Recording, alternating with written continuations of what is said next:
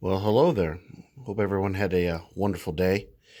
This is DP, and I'm going to take a look at another Saberforge hilt that I recently acquired off of eBay. So I did not purchase this from Saberforge Direct, so there is no lead time associated with this hilt. One thing you do need to know about this, it's an Oracle, and it's an older version of the Oracle. The main difference being, as far as I can tell, is the style of the emitter. The current Oracle, which is now, at the time of the recording of this video, is actually available on Saberforge. You can purchase the Saber, but just not with this particular emitter. The emitter that they have on the current version kind of it's even. The cutaways are sort of even. How do I put it? It's a much different design. I believe that the lips, I guess you could call them, kind of extend to the same distance, and the cutaway doesn't go quite as deep. And I don't think it has these cutaways or these cutaways. So it's a completely different design. Near as I can tell, the rest of the hilt is more or less the same. And this has an older soundboard. I don't know which version of the soundboard it is, but it is a veteran tier. It just has the single font. It has Viridium, which is kind of how the soundboards, as far as I understand, used to be back in the day. The younger days of Saberforge. So this hilt actually came with a 32-inch blade. It's a little beat up. I might replace it, but then again, I might not. It has a green LED, 12 watt plus, the good old 4 or quad LED setup, and it's quite a nice saber. So anyway, let's go through it. As you can see, we've got windows and we've got windows, and we got this weird sort of emitter that it actually holds the blade in quite well. It doesn't look that impressive down here, but that's the blade itself. It's a little beat up. There's your blade retention screw. Over here we've got the LED retention screw. You can see it's a V2, which stands for a weather version. And as far as weathering goes, this is actually quite nice. There's a lot of variances in the weathering pattern that just you don't really see too often in the Saberforge weathering of this type. Like what they did around the edges here. It's very nice indeed. What really drew me to this saber, other than the knurling, the wrap, and the knurling of the pommel, is I like these sort of pseudo thin neck sabers. It's not a traditional thin neck in the vein of an Obi-Wan or a Luke or any of the other various and sundry traditional thin neck sabers, but it is a thin neck nonetheless. And well, you can just kind of look at it for yourself. It's very nice, very comfortable. This is a wonderful little choke point. There's nothing uncomfortable about this at all. Your fingers just kind of like slide right in here, and they don't catch on anything. They don't get grated on. Nothing is sharp. They did a very good job on this one. And moving along, the switch section. This is really cool. I like this knurling. I don't see too many hilts with this kind of knurling on it. Not from Saberforge anyway. This is something that you might see, maybe from Ultra Sabers. This reminds me of the knurling on the Fallen and a few other hilts. Here you have your backlit momentary switch. The kill key Saberforge Oracle connects to this port.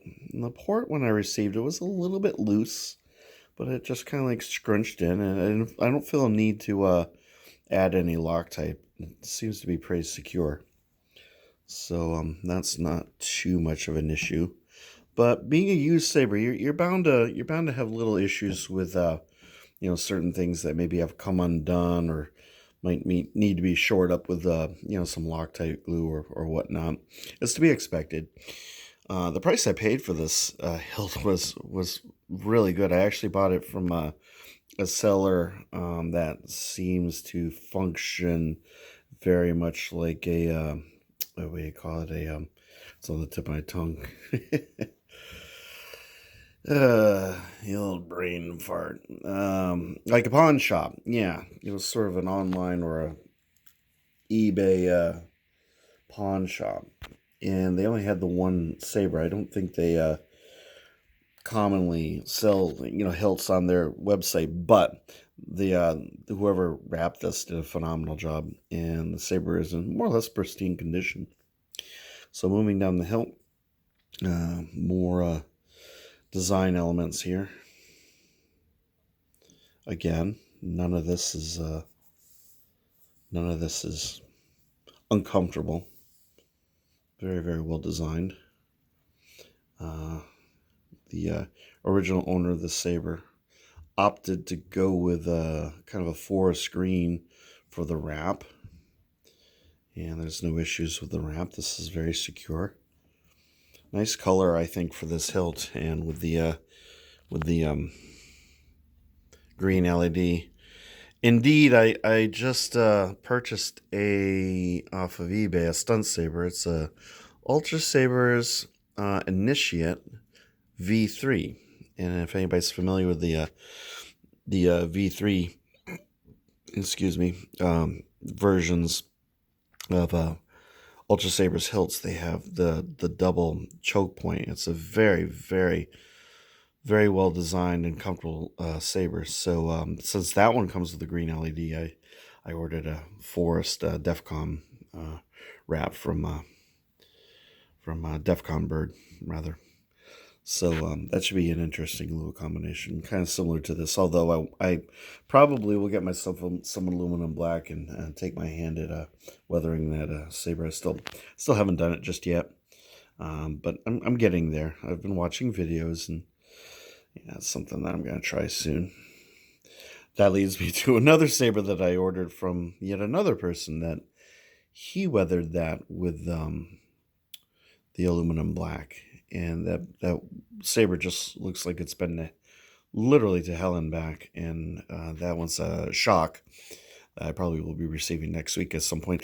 I buy a lot of these sabers more or less as examples of what is possible. And I just sort of reverse engineer what they did, and just try to emulate what some of the elements of these weathered sabers that I see. And yeah, and then I give it a whirl. Anyway, so these rings, they do repeat, opposite sides of the wrap. That's very, very nice.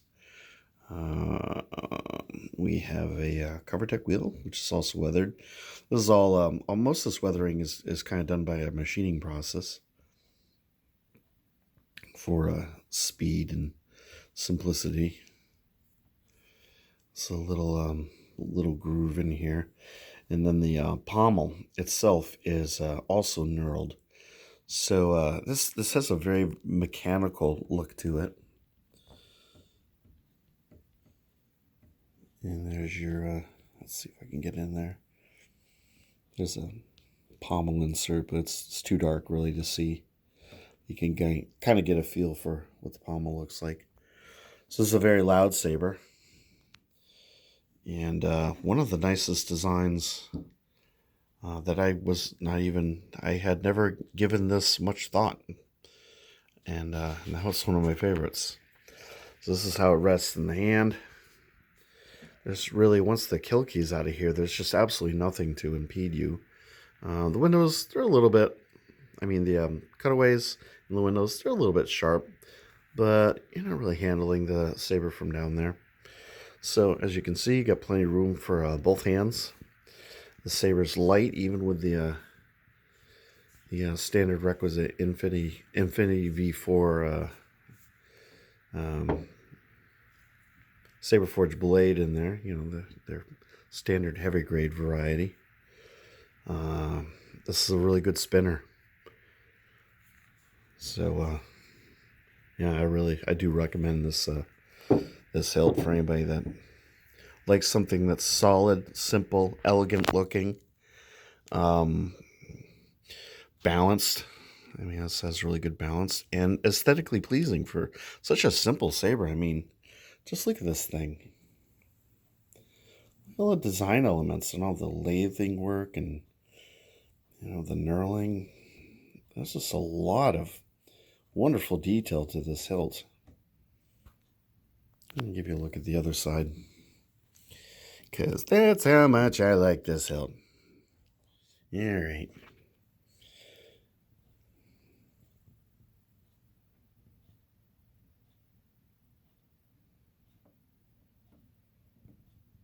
Simply beautiful.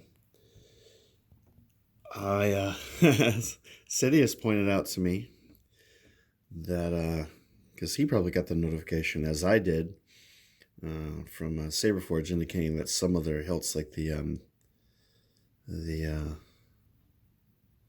like the Oracle, were back in stock, among a few of the other Apprentice style hilts. All of them just absolutely beautiful. So, for all the shortages that Saberforge is suffering from right now, at least they have some really marvelous hilts. If you wanna, invest in a really decent quality saber. Me personally, I would love. I can't wait until they have mystery boxes back. I really miss ordering mystery boxes. Ultra Saber mystery boxes are fun, but they're not nearly as fun as Saberforge mystery boxes. And the thing about a Saberforge mystery box is that they're so few and far between. It's almost just it's just fantastic to even be able to order one. It's so uncommon I'd be able to order one. I usually will order two. And yeah, I really miss that. Hopefully that'll be rectified soon, and they'll start offering those again. I miss them. Saberforge Oracle. Usually get the $125 variety ones, but I might even be inclined to get a $250 one. What the hell? Why not? Alright, so you can see you got a green backlit switch. I really like how they do that. I like how the switch just matches the LED color. Now let's turn this on.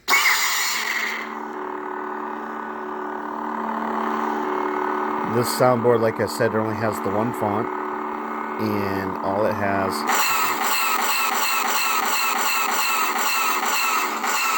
is blaster block. There's no lockup sound.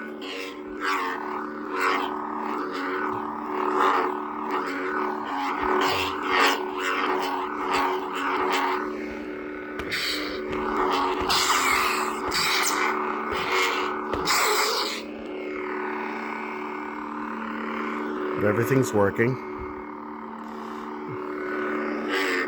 One of the things I really like about having a hilt like this in my hand with such powerful LEDs is if this thing is on long enough, even though there's a heat sink in here, it's usually a copper heat sink, you can start to feel it warm up in your hand. Like it almost emulates a real lightsaber. I mean, technically it is a light saber, just not a laser sword. But I like it when it starts to heat up down here. I don't know why. I never had the saber on long enough to burn the thing out. Usually at the most it's on for half an hour. These things can usually, they can handle it. Alright. I actually, I kind of like the older soundboards. The newer veteran tier, or the new veteran soundboard doesn't. I don't know. It just doesn't really do it for me. I don't know. It's nice to have 3 fonts to choose from, but usually I'll just keep the Saber on one font anyway. And I kind of like, even though I'm sort of out of love with the Eco Sabers, I just that's a not a discussion I'm willing to have right now. But I do like when they used to have the font predicated on which LED color that you choose. I mean, I think it was based on LED color. There's still debate as to whether it was the actual hilt or the LED color or whatever it was. But I like, you pick an LED color, you get either a dark side, light side font. Other than that, I like the how champion tier sabers you get to pick your font package, and if that's something that could be implemented with the apprentice sabers. I mean, if they offer the three fonts, if you get a light side or dark side, you get three light side or three dark side fonts. That's just a suggestion, Saberforge, but I think that would be a brilliant on your part. But so yeah, I've been kind of feeling the the love for Saberforge lately. Admittedly, not so much with Ultra Sabers for various and sundry reasons, but again, I don't really feel like discussing that right now. So anyway, yeah, there you go. So that's my recent acquisition, my Saberforge Veteran Tier, older style. Perhaps maybe we could call it the Mark One. I don't know. I don't think that's an official thing, but they don't do this version anymore, so you can only buy it used, as I did. If you're lucky to find one, I would definitely recommend picking it up, because I absolutely on a scale of 10, I'd easily I'd give this one at least a 9. It's right up there. It was an instant favorite. Eventually, I'm going to do a top 10, a current top 10, and this is definitely in my current top 10. This saber it just makes me it just kind of makes me feel all kinds of funny inside, but not in a weird way. uh anyway, so yeah, I hope you enjoyed this review, and that pretty much is the end of this video. So yeah, if you wouldn't be so opposed to subscribing, that would be very much appreciated. You can go ahead and like or dislike the video, whatever floats your boat at this juncture. And please, if you have any questions regarding this particular hilt, like I said, I don't have asking when it was ordered and how long it took to arrive is kind of, there's really no point to it, because it just, it came off of eBay. So the saber was already produced and probably several, maybe 2 or possibly 3 years ago. I don't know. So yeah, please comment, and if you have any information to offer me as far as what soundboard they used back then, I'm sure someone out there probably knows exactly what I'm looking to find out. And yeah, we'll have a little discussion. We'll talk about Saberforge, talk about good stuff, fun stuff. Anyway, so hope everyone has a wonderful rest of the evening, a wonderful rest of the weekend. Everyone, stay safe. We, still need to, social distance and wear masks and do all that fun stuff. But yeah, we're doing well. So you take care, and I will see you next time. All right, now, bye-bye.